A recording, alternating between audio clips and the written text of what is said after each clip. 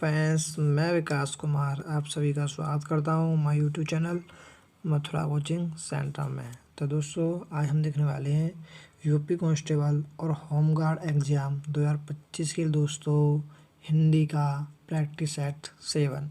इससे पहले दोस्तों मैंने प्रैक्टिस सेट दोस्तों 6 करा दिए हैं। अगर वो नहीं देखे हैं तो उन्हें जाकर ज़रूर देखना। तो चलिए दोस्तों, आज एक क्लास स्टार्ट करते हैं बिना देरी के। तो देखिए दोस्तों, क्वेश्चन नंबर 1 हमारा स्क्रीन पर आ चुका है। क्वेश्चन नंबर 1 हमारा क्या कहने वाला है, ठीक है। और सभी भाई बहन से मेरी एक छोटी सी एक रिक्वेस्ट है कि दोस्तों, अगर आप चैनल पर नए हो तो दोस्तों चैनल को सब्सक्राइब करना और वीडियो को लाइक ज़रूर करना, ठीक है। बेशक आप दोस्तों चैनल को सब्सक्राइब करें या ना करें, बट दोस्तों वीडियो को लाइक कर देना, ठीक है भाई, इतना कर देना। तो क्वेश्चन नंबर 1 हमारा क्या कहने वाला है, देख लेते हैं। निम्नलिखित व्यंजनों में से नासिक्य व्यंजन है, ठीक है। तो आपसे पूछा भाई नासिक्य व्यंजन। तो मैंने भाई आपने देखिए 6 पार्ट आपने नहीं देखे हैं तो उन्हें जाकर जरूर देखें, ठीक है। रेगुलर पार्ट आते हैं, रेगुलर पार्ट देखा करो, ठीक है। तो नासिक्य व्यंजन मैंने आपको कई बार बता दिया है। जो दोस्तों आपके इस प्रकार से 25 व्यंजन बटे होते हैं। इस प्रकार से का वर्ग जो 4 वर्ग होते हैं, इनके दोस्तों जो 5वें अक्षर होते हैं यानी पंचमा अक्षर, वही हमारे क्या होते हैं भाई, नासिक्य व्यंजन होते हैं। जिन्हें दोस्तों हम क्या बोलते हैं, जो दोस्तों क्या अनुस्वार का काम करते हैं, ठीक है। ये मैंने दोस्तों आपको पिछले पार्टों में भाई कई बार बता चुका हूँ। तो सभी भाई बहन से मेरी एक रिक्वेस्ट है कि पार्टों को दोस्तों शुरुआत से रेगुलर देखते हुए आएँ, ठीक है। तो यहाँ पर हमारा हो जाएगा भाई option number A correct answer ना, ठीक है। देखिए ये जो 4 वर्ग होते हैं दोस्तों, वो दोस्तों क्या होते हैं, उन्हें हम तालु बोलते हैं उच्चारण के स्थान से, ठीक है। और आपके देखिए ये दोस्तों क्या होते हैं, ये हमारे दोस्तों ये हमारा ऊष्म व्यंजन होता है, ठीक है। और आपको ये पता होनी चाहिए ऊष्म व्यंजन की संख्या कितनी होती है भाई, 4 होती है। कौन से होते हैं, देखिए मैं लिख देता हूँ। ये तीनों दोस्तों सा आ जाते हैं इसमें इस प्रकार से, और इसमें एक हाल आ जाता है, ठीक है। जैसे दोस्तों हम क्या बोलते हैं, काकल्य वर्ण भी बोलते हैं, ठीक है। चलिए क्वेश्चन नेक्स्ट देख लेते हैं, क्वेश्चन नंबर 2, ठीक है भाई। क्या करने वाला है, राजेश जोशी को साहित्य अकादमी पुरस्कार किस रचना पर प्राप्त हुआ, ठीक है। तो भाई यहाँ पर आपको दे रखे हैं ऑप्शंस, आप पढ़ सकते हो, ठीक है। तो देखिए जो राजेश जोशी थे, इन्हें दोस्तों जो साहित्य अकादमी पुरस्कार दोस्तों 2 पंक्तियों के बीच मिला था, ठीक है। और दोस्तों कब मिला था ये आपको ध्यान रखना, डेट भी पूछ लेता है, काफ़ी इंपॉर्टेंट क्वेश्चन है 2002 में, ठीक है भाई। तो भाई यहाँ पर हम दोस्तों ज़्यादा डिटेल्स में नहीं जाएंगे। तो आप दोस्तों मैंने बता देता हूँ आपको, जो इस क्लास में दोस्तों टॉप 25 मैंने हिंदी के क्वेश्चन लिए हैं। तो आप दोस्तों पूरा इसको मॉक टेस्ट के तौर पर लगाएं, आप देखें कि दोस्तों टॉप 25 में तक आप कितने कर पा रहे हो, ठीक है। अगर दोस्तों आप 19 से 20 कर पा रहे हो तो दोस्तों मेरे हिसाब से आपकी फ़िलहाल हिंदी ठीक है, ओके। तो नेक्स्ट क्वेश्चन ले लेते हैं, क्वेश्चन नंबर 3। क्वेश्चन नंबर 3 देखिए क्या कहने वाला है, सुरेंद्र वर्मा को साहित्य अकादमी पुरस्कार किस वर्ष प्रदान किया गया था। तो बताइए भाई किस वर्ष प्रदान किया गया था। ये जो प्रदान किया गया था option number B correct answer यानी 1996 में, ठीक है। और कौन सी दोस्तों की रचना थी वो लिख लेना, वो पूछी जाती है को मुझे लिख लेना भाई, मुझे चांद चाहिए, ठीक है। इस प्रकार से आपको याद रखना है। नेक्स्ट क्वेश्चन देख लेते हैं, क्वेश्चन नंबर 4। क्वेश्चन नंबर 4 देखिए क्या कहता है, निम्नलिखित में से सही वाक्य की पहचान कीजिए, ठीक है। तो आपको दोस्तों 4 ऑप्शन पढ़ने हैं, ठीक है। वे धीमी स्वर बोला, ठीक है। ये तो भाई आप देखते ही गलत कर दोगे, ठीक है। धीमी क्या होता है, ठीक है, कोई शब्द नहीं होता है, धीमी होता है, बट दोस्तों आपको ये भी देखना है दोस्तों लिंग के हिसाब से, ठीक है। स्वर क्या है, स्वर दोस्तों एक पुल्लिंग है, तो इस प्रकार से आपको ध्यान रखना है वचनों में भी, ठीक है। वह धीमे स्वर में बोले, ये भी हमारा गलत हो जाएगा, ठीक है। वह धीमे स्वर में बोला, तो हमारा ये बिल्कुल करेक्ट आंसर है ऑप्शन नंबर सी, ठीक है भाई। क्वेश्चन नंबर 4 देखिए, क्वेश्चन नंबर 4 यहाँ पर देखिए नंबर्स नहीं लिखे हुए हैं, ठीक है, आप देख लेना कौन सा नंबर है। मोक्ष प्राप्त शब्द का समास विग्रह करने पर कौन सी विभक्ति मिलती है, ठीक है। तो भाई आपको दोस्तों इसकी अगर विभक्ति करेंगे तो क्या हो जाएगा भाई, मोक्ष क्या हो जाएगा भाई, मोक्ष को प्राप्त, ठीक है। तो यहाँ से क्या हो जाएगा, कौन सी विभक्ति मिली हमें भाई, को मिली, ठीक है। तो option number D correct answer.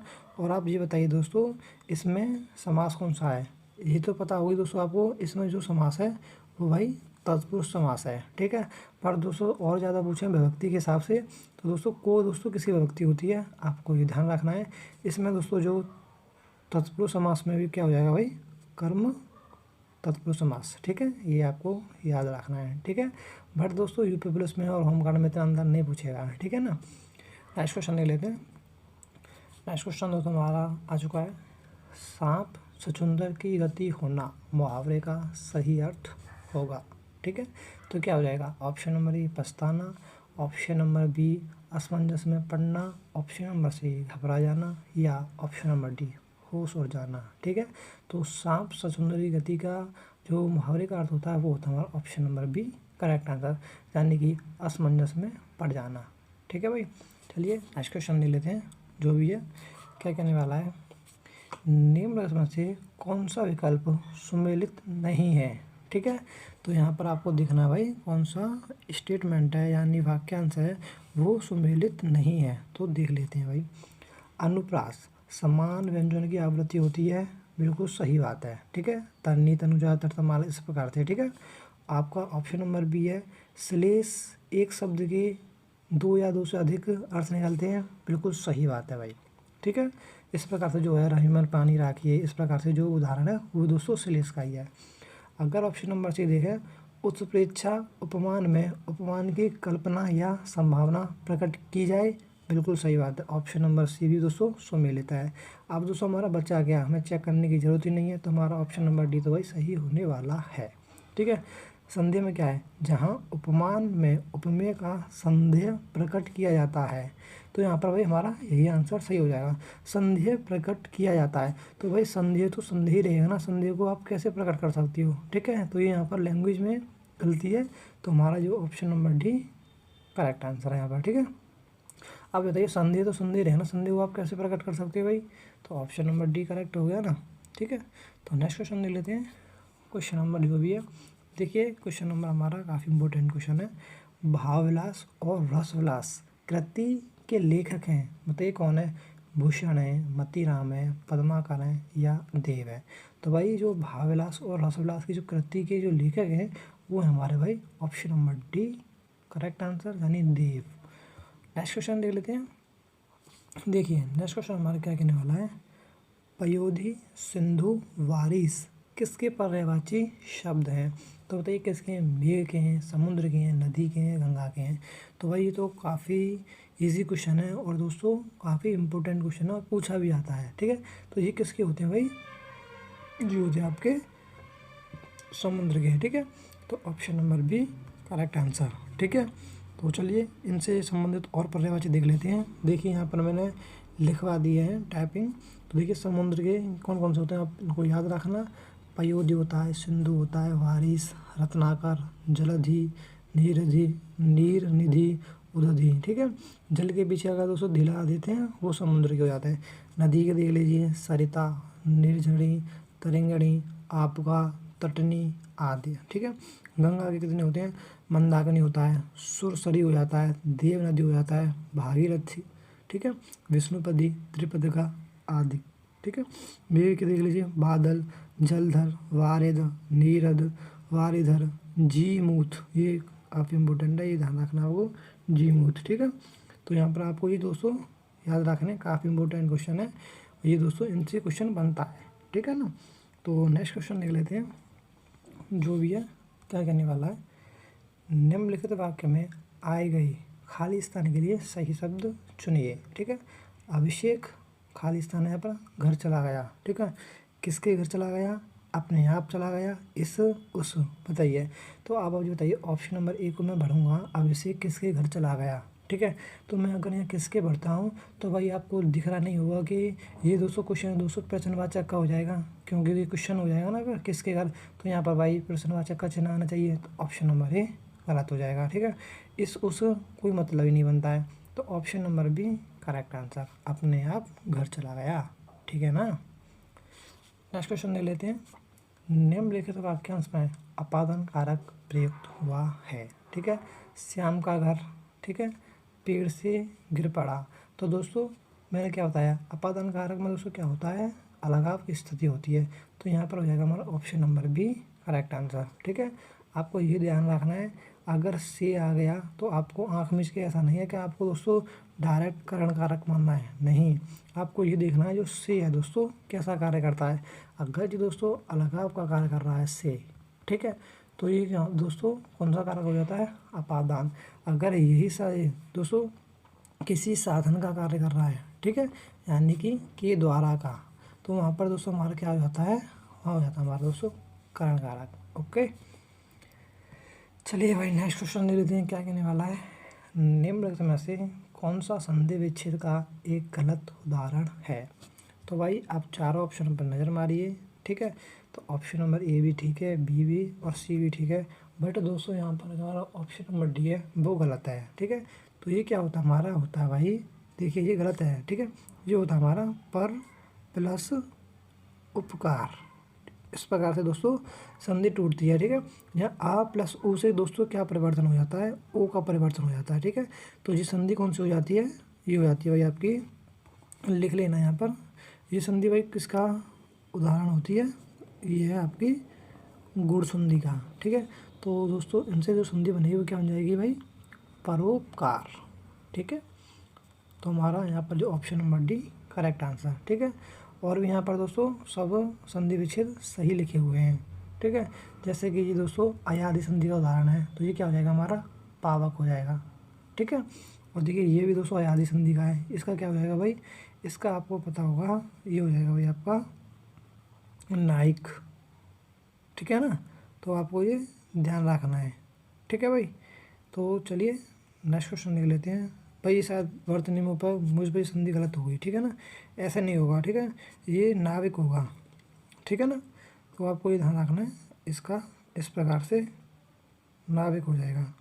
ठीक है भाई, तो नेक्स्ट क्वेश्चन देख लेते हैं। नेक्स्ट क्वेश्चन दोस्तों, शायद भाई मैंने अब भी ये यार शायद गलत कर दिया है, रुक जाइए भाई, थोड़ा ऐसा होता है, मुझे भी दोस्तों कन्फ्यूज़न हो जाता है कभी। तो भाई नोइक है। ठीक है, तो इसमें क्या हो जाएगा भाई ना। ठीक है, तो ई आ रही है, तो भाई यहाँ पर क्या आ जाएगा भाई, इसमें हो जाएगा भाई आपका, इसमें हो जाएगा भाई नायक। ठीक है, ये नायक है। ठीक है ना भाई, तो ऐसा है भाई, गलती हो सकती है, सभी पर हो जाती है। ठीक है ना, तो यहाँ पर हमारा option number D correct answer है फिलहाल। ठीक है, तो नेक्स्ट क्वेश्चन देख लेते हैं। नेक्स्ट क्वेश्चन दोस्तों हमारा क्या कहने वाला है, और दोस्तों अब भी शायद यार गलत हो गया, ये नाइक है।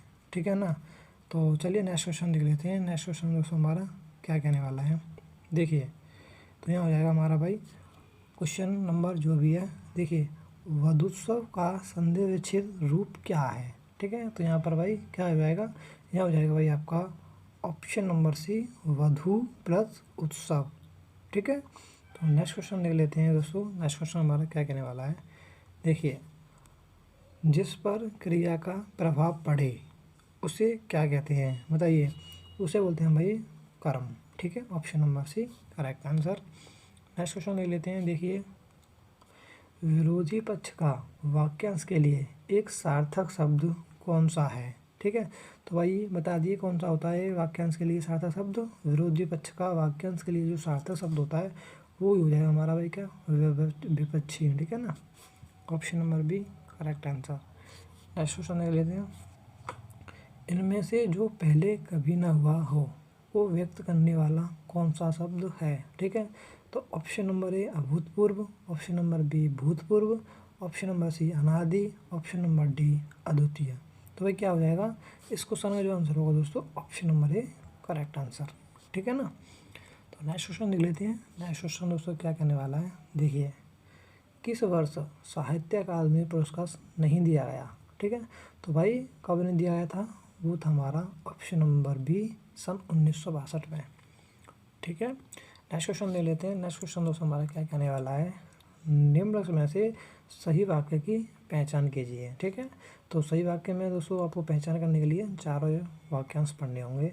वह क्या जानने की मैं कैसे जी रहा हूँ। ठीक है, तो भाई मुझे ऑप्शन नंबर ए में भाई कोई भी गलती नहीं दिखी। ठीक है, ना तो वर्तनी की ना वचन की, तो मेरे हिसाब से तो ऑप्शन नंबर ए सही है। ठीक है, आप यहाँ पर भी पढ़ सकते हो, वह कैसे जाने की मैं क्या जी रहा हूँ, तो इसको पढ़ते हुए आपको दोस्तों गलत लग रहा होगा, क्या क्या क्या कह रहा है, देखिए वह कैसे जाने कि मैं क्या जी रहा हूँ। तो ये दोस्तों आप देखते ही गलत कर दोगे, ठीक है, इसमें मैं क्या बताऊँ, ठीक है। तो ये तीनों ही गलत हैं, ठीक है ना। नेक्स्ट क्वेश्चन ले लेते हैं, क्या कहने वाला है। अवधी बोली का अन्य नाम है, ठीक है। जो अवधी बोली है ना, उसका जो एक अन्य नाम है वो है भाई ऑप्शन नंबर ए कोशली, ठीक है। जो खड़ी बोली है ना, इसको भी याद ध्यान रखना आप। जो खड़ी बोली है इसका भी दोस्तों एक अन्य नाम है, आपको पता हो तो कमेंट में बताना, ठीक है। क्या है, चलो मैं लिख देता हूँ, वो होता है भाई आपका कौरवी, ठीक है। चलिए नेक्स्ट क्वेश्चन ले लेते हैं। नेक्स्ट क्वेश्चन दोस्तों हमारा क्या कहने वाला है, देखिए निम्नलिखित में से कौन सा शब्द तत्सम है, ठीक है। तो भाई कौन सा तत्सम हो जाएगा, ऑप्शन नंबर ए उज्ज्वल, ठीक है। इसका जो तत्व हो जाएगा वो हो जाता है भाई आपका उजला, ठीक है।